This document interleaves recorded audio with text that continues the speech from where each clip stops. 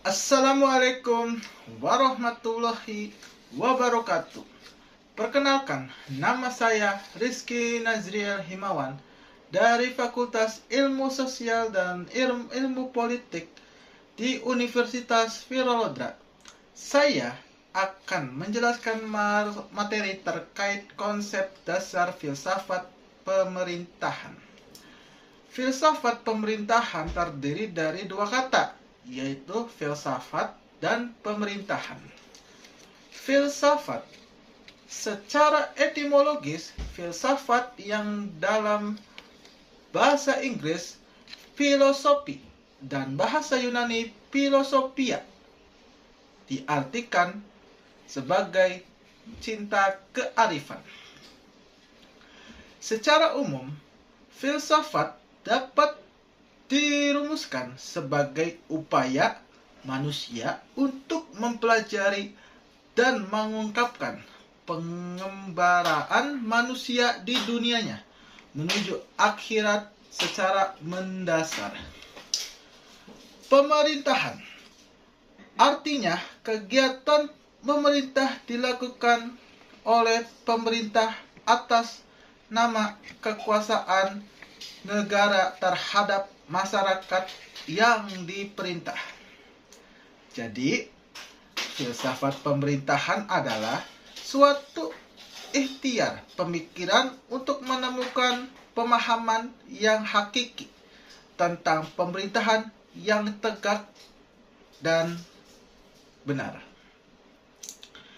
Filsafat pemerintahan tidak memberikan petunjuk teknis pemerintah, tetapi memberikan pemahaman dan arah tindakan bagaimana sebaiknya melakukan kegiatan pemerintahan yang layak dan benar.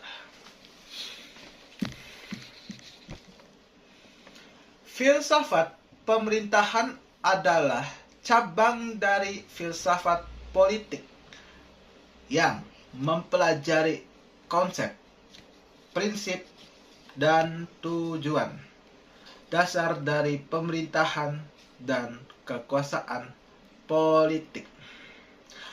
Teori pemerintahan memiliki ciri-ciri.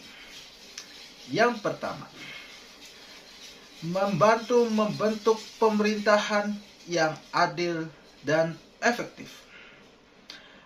Teori tersebut memberikan kerangka kerja untuk merancang sistem politik yang adil dan efektif. Yang kedua, meningkatkan partisipasi politik dalam pengetahuan tentang teori-teori pemerintahan untuk memberdayakan warga negara lebih terlibat dalam proses politik. Yang ketiga, mencegah penyalahgunaan kekuasaan dengan memahami batasan kekuasaan yang dianjurkan oleh berbagai teori pemerintahan. Yang keempat, memahami sejarah dan perkembangan politik. Teori-teori pemerintahan seringkali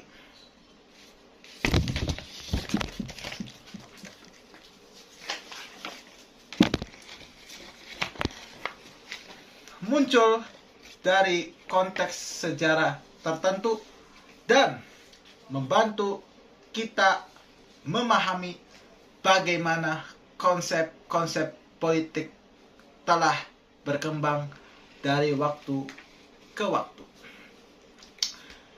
Yang kelima, membangun dasar untuk kebijakan publik. Pengetahuan tentang teori pemerintahan sangat penting dalam perumusan kebijakan publik. Yang keenam, meningkatkan kesadaran kritis memahami teori-teori pemerintahan membantu individu mengembangkan pemikiran kritis tentang struktur kekuasaan dan kebijakan yang ada. Yang ketujuh, mengatasi konflik dan ketidakadilan. Teori-teori pemerintahan seringkali membahas masalah kekuasaan, keadilan, dan konflik. Yang kedelapan, memahami peran dan tanggung jawab pemerintah. Teori-teori pemerintah membantu kita memahami peran dan tanggung jawab pemerintah dalam masyarakat. Dan yang terakhir, 9, menyediakan panduan etis.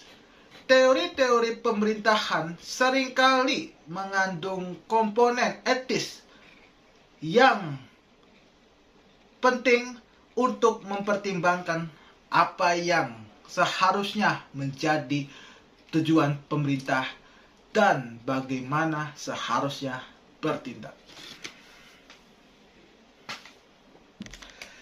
Secara garis besar, perjalanan pemikiran filsafat dapat dibagi dalam beberapa fase, yaitu filsafat klasik, filsafat abad pertengahan, dan filsafat modern. Filsafat klasik.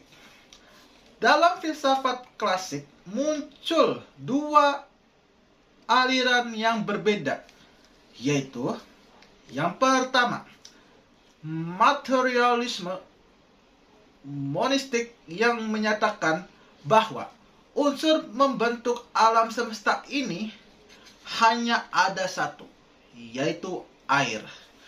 Aliran ini dipelopori oleh Thales yang diakui juga sebagai bapak filsafat 640 sampai 654 1000 Masehi.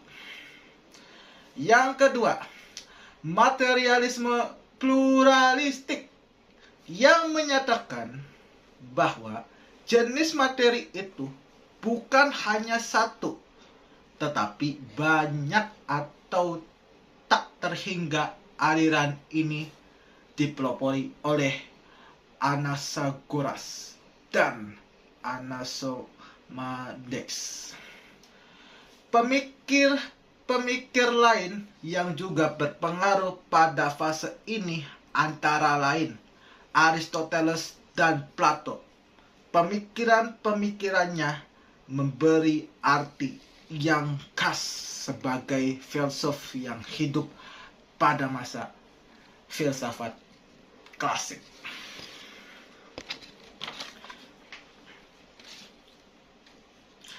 Teori klasik.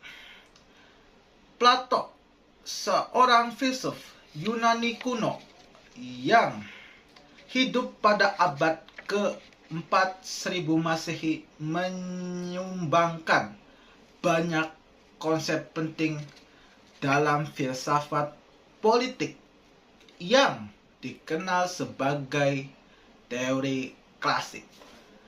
Salah satu yang paling terkenal Plato yang membahas teori pemerintahan adalah Republik Politeia.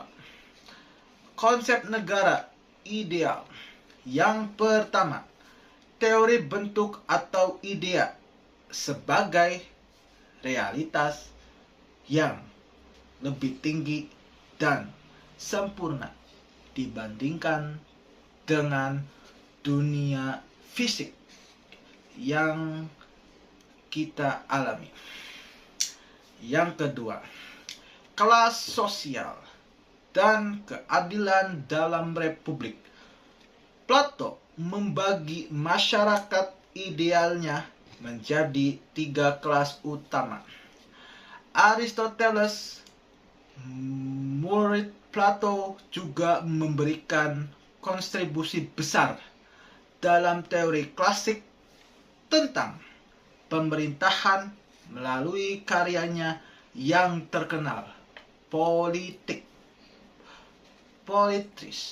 Dia menawarkan klasifikasi bentuk pemerintahan yang berbeda dan memberikan analisis kritis tentang kelebihan dan kekurangan masing-masing bentuk. Yang kedua, filsafat abad pertengahan. Dalam masa abad pertengahan, terkenal dua aliran filsafat, yaitu yang pertama, sisa-sisa filsafat Stoa dan Neoplatonisme. Dengan pandangan hidup, Kristianisme membentuk filsafat patristik. Peter, bapak penguasa duniawi, merangkap sebagai penguasa gereja. Tokoh aliran ini adalah Tertulis 1660-222 dan Augustinus 354-430 dan kemudian berkembang menjadi filsafat skolatis abad ke-8.